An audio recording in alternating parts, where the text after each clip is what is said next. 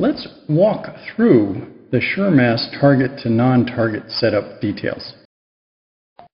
So first, the quant method. Here's the 20 targets I was talking about. And you can see retention times and the IS-to-D relationship is set up. Concentrations are coming from an initial calibration curve.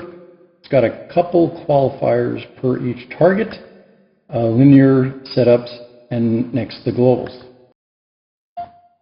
In the globals, you can see we do have a library method. But let's do it the easy way. Let's look at the target deconvolution setup in the workflow. And since, as I said, these steps in SureMass are the same, we can use this same setup. We have a reference library that we have already created. The pesticide library is being used, we'll see in a moment. From the library method, I can edit it right here. I'll come right back to that. We have the spectrum set up as deconvoluted scan as spectrum override. That's what we wanted to do, is to get that cleaned up spectrum. And we do want to see the reference spectrum compared and do that override and show library match scores. And here we can set up the outliers very easy. This is what the wizard helps us with. Let's look at the library method. We'll walk through it here.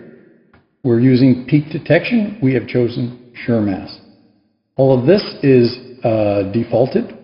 We could threshold out here, as described in the library method discussion. Deconvolution is set up. I use a fairly wide window of 100 ppm, make sure I don't miss anything, and several window size factors to evaluate the best.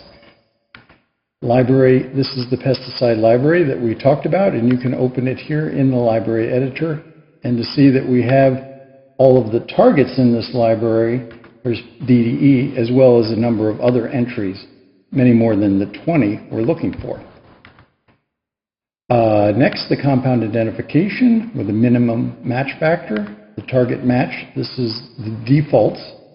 And then blank subtraction. I showed you only bringing over a sample, but if you want to use the blank subtraction, you can come over with a blank, and then it will subtract out any of the compounds that appear in the blank.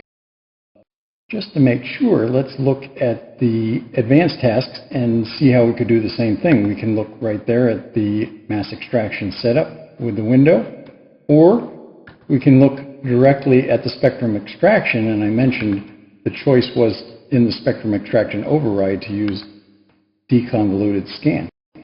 When we go over to unknowns, it's a bit redundant because the library method is exactly the same. There's SureMass, there's deconvolution library search. I could have two libraries, the pesticide library followed by a suspect library, compound identification, target match, and blank subtraction. So this is passed from quant to unknowns to direct the library strategy. Last, I'd like to point out that when you're looking at the non-targets, there's going to be some hits that you don't need to worry about. You can decide, hey, I'm not really interested in these. I can delete those hits, or potentially components if I'm looking at non-hits from the list.